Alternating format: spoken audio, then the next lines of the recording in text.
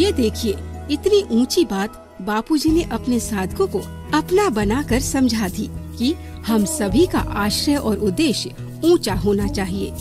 एक बार उद्देश्य ऊंचा बना लिया और उस रास्ते पर चल दिए तो आसपास जो भी कुछ हो रहा हो उन सब का हम पर कोई असर पड़ता ही नहीं है। कर्म में अगर आश्रय ईश्वर का है, महत्व ईश्वर का है, उद्देश्य ईश्वर का है, तो आपका कर्म कर्म योग हो जाएगा। पत्नी, बच्चे, परिवार के साथ जीते हुए भी अगर आश्रय ऊंचा है, जैसे उद्देश्य है बद्रीनाथ और आश्रय भी भगवान का है, उद्देश्य भी भगवान है, तो रास्ते में अवान्तर साधन कोई भी आएगा, बस, गाड़ी, कार, धर्मशाला, नाश्ता, भोजन, उपवास, जो भी है वो सब गौण हो जाएगा। तो एक महासंकल्प को पूरा करने के लिए अवान्तर संकल्प, मुझे बड़ी बिल्डिंग बनानी है, बड़ा आश्रम बनाना है, था बड़ा मॉल या फैक्ट्री बनाना है, तो ये बड़ा हो गया उद्देश्य।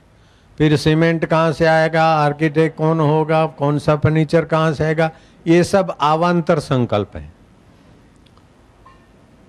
तो एक तत्कालीन संकल्प होते हैं और एक महासंकल्प होता है। जैसे भूख लगी है, क्या खाएंगे, क्या बनाएंगे, किधर जाएंगे, तत्कालीन संकल्प हो गया। प्यास लगी, कहाँ पिएंगे, कैसे पिएंगे, गाड़ी में जाना है, किधर बैठेंगे, कहाँ जाएंगे, ये तत्कालीन संकल्प है। लेकिन तत्कालीन संकल्पों को इतना महत्व न दे कि महान संकल्प हम भूल जाएं। 9 महीने माँ के गर्भ में ऊंधे लटके और महान संकल्प पूरा करने का अवसर मिला और महान संकल्प भूलकर तत्कालीन संकल्प को इतना महत्व दिया कि महान संकल्प का पता ही नहीं। तो फिर इंसान की बदबख्ती अंदाज से बाहर है, कम वक्त खुदा होकर बंदा नजर होता है तो खुद चैतन्य, बुद्धि में चिन्मय सत्ता स्फुरा रही है, लहरा रही है। जैसे पानी के सरोवर में पानी से बनी बर्फ के टुकड़े तैरा रहे, उतरा रहे, ऐसे ही सच्चिदानंद परब्रह्म परमात्मा में हमारी बुद्धि और वृत्तियां तैरा रही, उतरा रही, और हमको परमात्मा के सुख का पता नहीं, परमात्मा के होने का पता नहीं, परमात्मा का रस मिलता नहीं। फिर नाक के द्वारा रस लो, सुगंध का, परफ्यूम का, और विकार पैदा करे। जीवा के द्वारा रस लेते लेते अधिक खाओ, बीमार हो। काम इंद्रिय के द्वारा रस लेते लेते कामी तुच्छ प्राणी बन जाओ, और फिर जन्मो और मरो और भूंड बन जाओ, खरगोश बन जाओ, कबूतर बन जाओ, बकरा बन जाओ।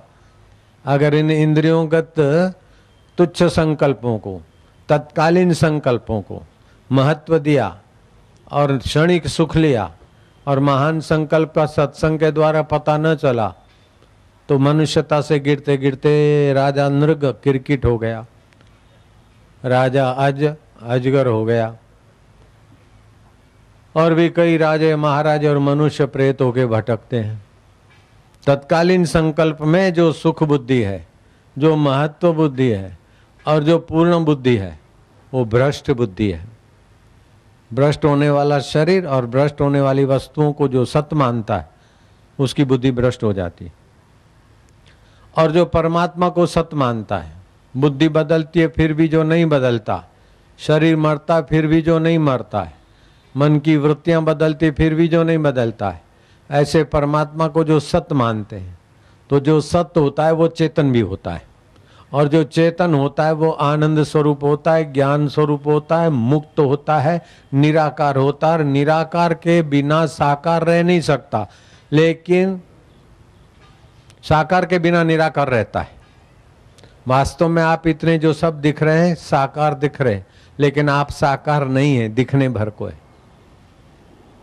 अगर आप साकार होते तो मरते समय शरीर को ले जाते, मरते समय दिखते। हमारे बाप दादा ताऊ जो भी मर गए तो साकार होते तो दिखते, साकार नहीं थे इसलिए नहीं दिखे।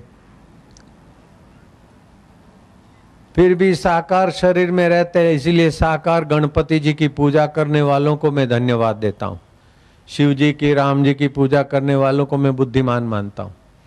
गणपति की मूर्ति तो भले 25 की, 500 की, 5,000 की हो चाहे 5 पैसे की हो, लेकिन उसकी भावना है कि भगवान है, तो भावना से भगवताकार वृत्ति पैदा हुई। गणपति को देखने के लिए बाहर की आंख लगी, बाहर का प्रकाश लगा, मन वृत्ति लगी, लेकिन उद्देश्य और आश्रय भगवान का होने से उत्साहित हुए, पूजा किया, पाठ किया, जप किया, आनंदित हुए। उनसे ज्यादा ये भाग्यशाली हैं जो गणपति के लिए नाचते हैं, गाते हैं, उत्सव करते, प्रसाद खाते, खिलाते हैं। तो जो रॉक और पॉप म्यूजिक से नाचते गाते हैं, उनका उद्देश्य लेडी और लेडा होता और सेक्सुअल केंद्र में जा तबाह होते हैं। इसकी अपेक्षा इनका उद्देश्य भगवान होता है, तो भगवत रस में आकर आबाद हो जाते हैं। इनको मूर्ख कहने वाले की बुद्धि पर मुझे तरस आता है। आश्रय और उद्देश्य भगवान है, भले मूर्ति छोटी, भले सोपारी है और गणपति की भावना है, लेकिन आश्रय और उद्देश्य भगवान का है। आश्रय और उद्देश्य अगर भगवान हो जाता है तो आप धीरे धीरे उपासना करते, पूजा करते, जिस भगवान की करो, फिर आंखें बंद करते हो, भगवान का ध्यान करते हो, मन इधर उधर जाता है। गम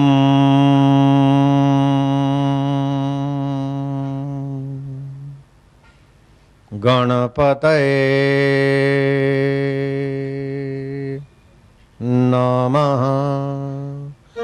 इस प्रकार के आपने धीरे धीरे उपासना की तो गम उच्चारण करने से वो गम बीज मंत्र है, आपकी जीवनी शक्ति का सार ज्ञान केंद्रों में ले जाएगा। आप बुद्धिमान बनेंगे हंसते खेलते। जिनको बुद्धि का काम है और बुद्धि बढ़ाना है, उनको प्याज, लहसुन और तामसी चीजें नहीं खानी चाहिए। गणपति को इन चीजों का भोग ही नहीं लगता है। लो, बुद्धि का विकास हुआ, गम का उच्चारण करने से ज्ञान केंद्रों का पुष्टि हुई, और फिर शांत होते हैं। नमः नमः इति नमः। ये शरीर मेरा नहीं है, ये शरीर में नहीं हूं, फिर भी मैं हूं शरीर को जानने वाला, दुख को जानने वाला, सुख को जानने वाला। तो मैं हूं और मेरे गणपति हैं। इस प्रकार का जो सत्संग मिला, जो पूजा पाठ से सद्भाव हुआ, आश्रय और उद्देश्य ऊंचा हुआ, आप शांत होते गए। तो बाहर का प्रकाश नहीं चाहिए, बाहर की आंखें नहीं चाहिए, मनोवृत्ति शांत हो गई और बुद्धि में चिन्मय परमात्मा जो गणों का पति है, इंद्रियों का स्वामी है, वो आनंद और ज्ञान और प्रकाश उसका स्फुरित हो रहा है। फिर 5 रुपए की मूर्ति हो चाहे 5,000 की हो, लेकिन अरबों रुपए से जो शांति, लाभ और मोक्ष नहीं होता, वो गणपति उपासक को, कृष्ण उपासक को, राम उपासक को, अपने अपने देवता के उपासक को देर सबेर प्राप्त हो जाता है। कौन सी इसमें गलती है? कितना बढ़िया उद्देश्य है, कितना बढ़िया फल है।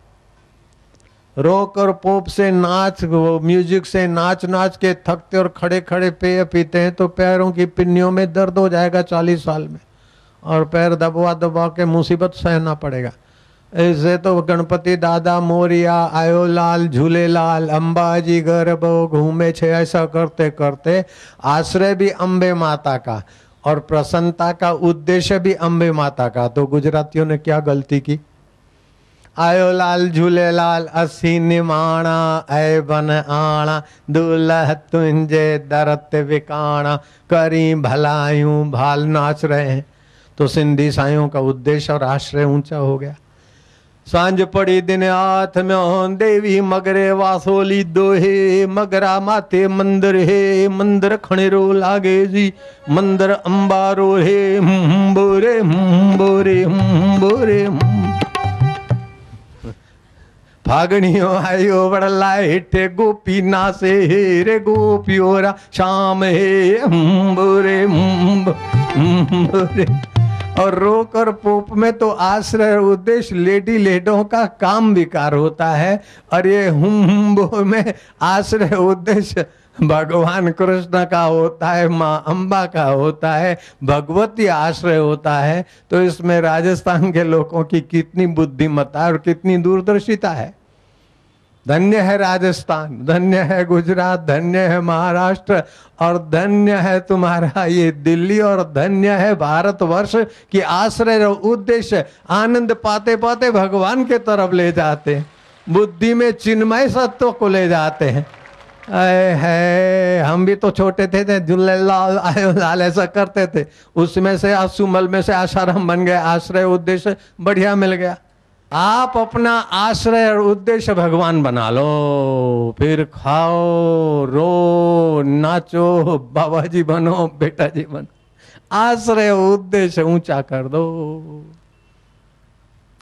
तमेव शरणं गच्छ, तमेव शरणं गच्छ, सर्वभावेन भारत, सर्वभावेन भारत। तत्प्रसादात् परं शान्तिं, तत्प्रसादात् परं शान्ति, स्थानं प्राप्यसि शाश्वतम्, स्थानं प्राप्यसि शाश्वतम्। तुम सर्व प्रकार से मेरी शरण आ जाओ।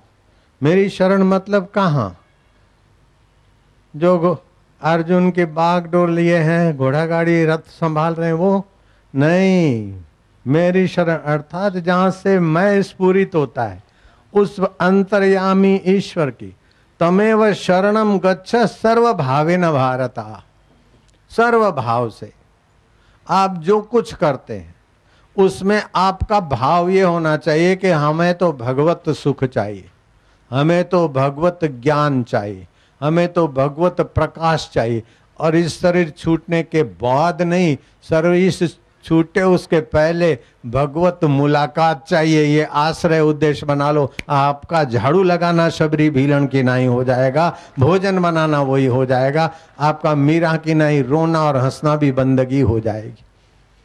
भोजन बनाओ लेकिन आश्रय उद्देश्य पति को बेटों को राजी करने का नहीं, पति और बेटों के भीतर जो ठाकुर जी बैठे ना महाराज, वो प्रसन्न हो जाए और पति का और बेटों का स्वास्थ्य बढ़िया रहे। जब आप कर्म करते और उसका फल अपने शरीर को मजा दिलाने के लिए और अहम पोषने के लिए करते हैं तो वो कर्म का आश्रय उद्देश्य तुच्छ हो जाता है। लेकिन कर्म करते हैं और उसका फल अपने शरीर की वाहवाही नहीं, अपने शरीर का ऐश नहीं, सामने वाले का हित हो और काम हमारा हो। काज हमार हित तासु होई, काम तो हमारा हो जाए और हित उसका हो जाए। हमारा काम क्या कि हमारा आश्रय उद्देश्य ईश्वर और हित सामने वाले का हो जाए। बोले कहे दूसरे की भलाई सोचेंगे तो खाएंगे क्या? अरे भाई टूटी फूटी साइकिल भी काम आती है ना, तो उसको भी हवा पानी टायर ट्यूब ये मिलता है, मोपेड को भी ऑयल बॉयल मिलता है, तुम्हारे स्कूटर को भी खुराक मिल जाता है, पुराना स्कूटर भी काम में आता है तो उसको खुराक मिल जाता है। अगर तुम लोगों के काम आ गए तो क्या भगवान तुमको भूखा रखेगा? अरे हम लोगों के इतने काम नहीं आते और सब कुछ मिलता पड़ा पड़ाया फेंक देते नदी में। भगवान का भजन करते हैं, फिर इसका आश्रय क्या ले, फेंक दिया। फिर भी खिलाने वाला आ गया, अपना कान पकड़ के तमाचे ठोके के भगवान का आश्रय लिया और फिर ये फल फूल हाथ में रखे फेंक दिया नदी में। जिसको गरज होगी आएगा, सृष्टिकर्ता खुद लाएगा। हमारी मोहब्बत का कोई और ही अंदाज है, हमें उस पर नाज है तो उसे हम पर भी तो नाज हो ही गया ना, मौज हो गई ना। तो आप पक्का कर लो, आज गांठ बांध दो रुमाल में या तो कपड़े में, बस हमारे जीवन का आश्रय भगवान होगा। मैया बांध लो पल्ले में गांठ, हमारा आश्रय ठाकुर जी है। जो कुछ करेंगे फिर भगवान में डूबेंगे, जो कुछ सत्कर्म करेंगे भगवान की प्रीति के लिए, जो कुछ प्राप्तव्य है भगवान का सुख, जो कुछ ज्ञातव्य है भगवान का ज्ञान, जो कुछ कर्तव्य है भगवान के लिए। पति के लिए रोटी बनाते लेकिन भगवान उनमें है और उनका स्वास्थ्य बढ़िया रहे। ऐसा नहीं कि मैं उनको वश करूं और बंदर की नहीं नचाऊं मिस्टर को ऐसा उद्देश्य नहीं। या मिसिस को मैं कपड़े दिलाऊं और वो भोग्या बनाकर कमर तोड़ प्रोग्राम करूं, तो आपका आश्रय काम है। तामसी मति, राजसी मति, सात्विक मति, भगवत भाव वाली मति, ऐसे करते करते तत्व प्रसाद से संपन्न मति और फिर जीवन मुक्त दशा में जाने वाली जगजीत प्रज्ञा बन जाती। तस्य प्रज्ञा प्रतिष्ठिता। प्रज्ञा में भगवान नहीं आते, भगवान में प्रज्ञा प्रतिष्ठित होती। आप आश्रय उद्देश्य ज्यों ज्यों घना करोगे बुद्धि आपकी भगवान में प्रतिष्ठित हो। फिर आपको बाहर के ग्रंथ पढ़ पढ़ के विद्या हासिल करने की जरूरत नहीं है, बाहर की टॉनिक खा खा के स्वास्थ्य बढ़ाने की जरूरत नहीं है, और बाहर का मित्रों का मंडलों का सबका सहयोग लेकर आप आगे सफल हो उसकी जरूरत नहीं। परम मित्र के साथ आपका